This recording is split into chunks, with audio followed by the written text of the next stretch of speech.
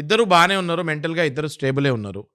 మరి తండ్రి నాకు కూడా ఈక్వల్ అంతే ప్రేమ ఉంటుంది. మీరన్నట్టు ఇందాక రక్త సంబంధం అన్నది నార్మల్ విషయం గాదు. అది పెరుగుతూ వస్తూ ఉంటది అది సార్. పెరుగుతూ వస్తూ ఉంటుంది. మీరు పక్కన పిల్లల్ని చూసే పద్ధతి వేరే ఉంటది. మీ సొంత పిల్లలు అటాచ్‌మెంటు అసలు స్పెషల్లీ తల్లులు ఇవాళ రేపు నేను తల్లులే అనట్లేదు. తండ్రులు గూడా అంతే అటాచ్డ్‌గా ఉంటున్నారు. చాలామంది తండ్రులు నేను చూస్తూ ఉంటాను. చాలా ఏడుస్తూ ఉంటారు. మా దగ్గరికి వచ్చి నా కొడుకుని చూడాలనిపిస్తుంది, నా కూతుర్ని చూడాలనిపిస్తుంది అని. ఆళ్ళ కెరియర్ గూడా పక్కన పెట్టేసి కోర్ట్‌ల చుట్టూ, లాయర్‌ల చుట్టూ తిరుగుతూ ఉంటారు. ఓకే. ఇలాంటప్పుడు నేనిచ్చే సజెషన్ ఏంటి అంటే, మీరేం బాధపడక్కర్లేదు.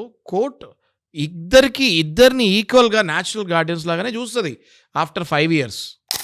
ఒక ఫస్ట్ 5 ఇయర్స్ మాత్రం నాగరాజు గారు, ఫస్ట్ 5 ఇయర్స్ మాత్రం తల్లినే న్యాచురల్ గార్డియన్ లాగా చూస్తూ ఉంటారు. ఎందుకంటే, ఆ నరిష్‌మెంట్ వేరు. ఆ సైకలాజికల్ అటాచ్‌మెంట్ గానీ, ఆ మదర్ మిల్క్ బాండింగ్ గానీ, ఆ నర్చరింగ్ గానీ, ఆ నరిష్‌మెంట్ గానీ ఫస్ట్ 5 ఇయర్స్ మదర్ ఇచ్చే కేర్ అండ్ ఎఫెక్షన్ ఎవరి వల్ల కాదు.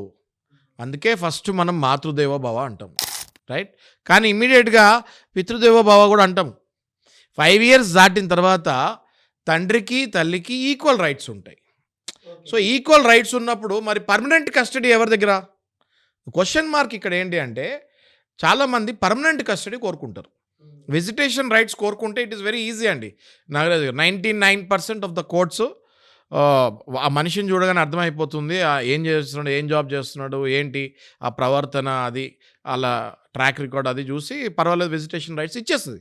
శాంక్షన్ చేసేస్తది. కానీ ఈ తండ్రులు ఉన్నారే, వీళ్ళకి విజిటేషన్ రైట్స్ తోటి సాటిస్ఫాక్షన్ రాదు. వాళ్ళు నా కొడుకు, నా వారసుడు నా దగ్గరే పెరగాలి, నాకు పర్మనెంట్ కస్టడీ కావాలి